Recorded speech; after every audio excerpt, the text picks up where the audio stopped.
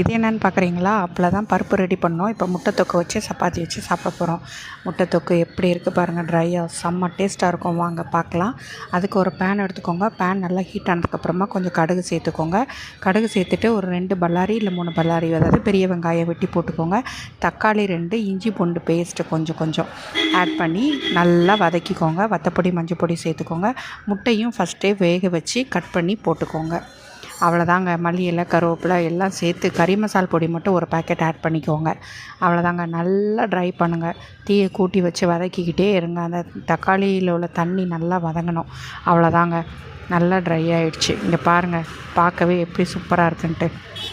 அதுவும் அந்த பருப்புக்கும் பக்கத்தில் இந்த முட்டை தொக்கு சப்பாத்தி செம்ம டேஸ்ட்டாக இருக்கும். ட்ரை பண்ணி பாருங்கள். நீங்களும் சாப்பிடுங்க.